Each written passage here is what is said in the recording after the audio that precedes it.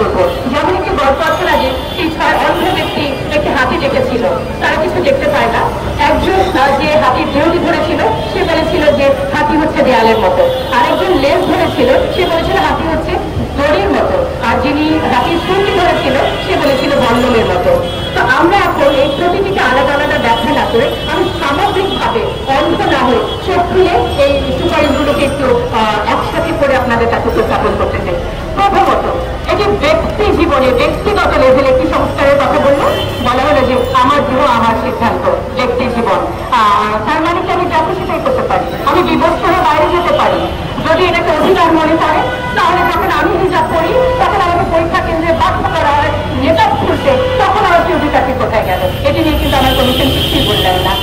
এবং এই ব্যক্তি জীবনের স্বেচ্ছাচারিতাটাকে তৈরি করার পর তারা হাত দিলেন পারিবারিক পর্যায়ে সমাজের সবচেয়ে ক্ষুদ্রতম ইনস্টিটিউশন। কি হলো যে মানে পুরুষকে করা হলো আমার প্রতিপক্ষ, এবং আইডিয়াটাও কিন্তু সুন্দর, পুরুষের ক্ষমতা ভাঙবো সম অধিকার আনবো। কেন আমাদেরকে পুরুষের প্রতিপক্ষ করে দিলেন? আমরা তো ক্ষমতা ভেঙে আনতে চাইনি, আমরা তো একে অপরের পরিপূরক ছিলাম। এবং কি হলো, বলা হলো যে মেরিটাল রেপ একটি বিষয়, এই শব্দটিকে এখনো বলা হচ্ছে। এবং আমি বিনয়ের সাথে বলছি ঘটনাটি কিন্তু সত্যি সত্যি সমাজে কোনো কোনো ক্ষেত্রে আছে। বিষয় হচ্ছে যারা এটি করছেন, যে পুরুষ এটি করছেন তিনি কিন্তু মানসিক বিকারগ্রস্ত, তার জন্য চিকিৎসা দরকার। এবং ফিজিক্যালি অ্যাসাল্ট যখন মহিলারা হোক তারা কিন্তু অবশ্যই নারী নির্যাতন মামলায় যেতেই পারেন। তাহলে ফৌজদারি মামলা কেন? এতে দাম্পত্য জীবন ধ্বংসের দিকে নেওয়ার জন্য এটা যথেষ্ট। এবার চলে আসে হচ্ছে যে শিক্ষা ব্যবস্থা। শিক্ষা ব্যবস্থার আগে আমি একটু সম্পদ নিয়ে বলতে চাই, যেহেতু পরিবারের ইস্যু।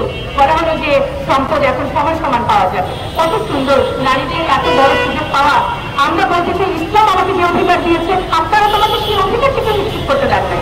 আমার এই সোসাইটি থেকে তো আমি আমার ভাইয়ের কাছ থেকে যতটুকু প্রাপ্য সম্পদ পাওয়ার কথা সেটাই পাচ্ছি না। আপনারা খুব সুন্দর করে আইওয়ার যে আমাকে খুশি করে বলছেন এখন থেকে আমি আমার ভাইয়ের সমাজ সম্পদ পাবো। এই জায়গাটায় অবশ্যই বাস্তবিকভাবে দেখা উচিত ছিল।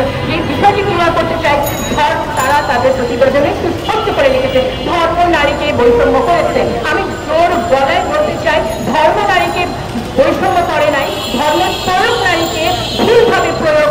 আমার ধর্ম আমাকে বললো যে দেনধারের মাধ্যমে বিয়েটা হবে, আর আমার সমাজ আমাকে যৌতুকের মধ্যে ছেড়ে দিল। এবং যৌতুক না দিলে শুধু বিবাহ বন্ধ না, গায়ের মধ্যে কেরোসিন ঢেলে আমাকে পুড়িয়ে দেওয়া হলো। তারপর এই মৃত্যুর জন্য আমার ধর্ম দায়ী নাকি আমার সমাজ? আমাদের কি চিন্তাটা করতে হবে। এবং দেখেন এটার মধ্যে হচ্ছে রেখেছে পোস্টার বেশি, অলরেডি এটা নিয়ে অনেক কথা বলেছেন। এবং আজকে আমাকে আমার দাম্পত্য সম্পর্কের মধ্যে সংঘাত বাড়ালেন, আমার ভাই এবং আমার বাবার সাথে সংঘাত বাড়ালেন, এবং প্রতিটা ব্যক্তিকে করে দিলেন উন্মুক্ত। তখন এই কিছুক্ষণ আগে আমাদের আরো অন্যান্য বক্তারা বলেছেন আমি তখন এই ফৌজদারি মামলা এড়ানোর জন্য কিন্তু যাচ্ছে কোথায়? পতিতালয়। আমার অনেক ছাত্রীকে আমরা কিন্তু অনেক হোটেলে এই ধরনের সম্পত্তি দেখতে পাই যেখানে পুলিশ তাদেরকে গ্রেফতার করছে।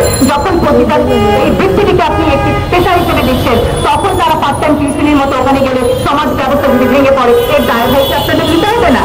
দেখেন এই একই সাথে হচ্ছে যে গণমাধ্যমে বলা হলো যে কিছু কিছু শব্দ প্রয়োগ করা যাবে না, যেমন হচ্ছে নৈতিকতা, অশ্লীলতা, শালীনতাপূর্ণ পোশাক, ধর্মীয় অনুভূতি। আমি এই কথাগুলো কেন বলতে পারবো না?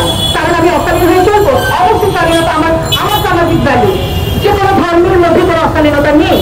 সুতরাং এই শব্দগুলো তারা ব্যবহার করতে দিচ্ছে না। দেখে সমাজটা কিভাবে করে যাচ্ছে। এবার সমাজের আরেকটি উপাদান হচ্ছে শিক্ষা। সেখানে বলা হলে সম্মতিতে যৌন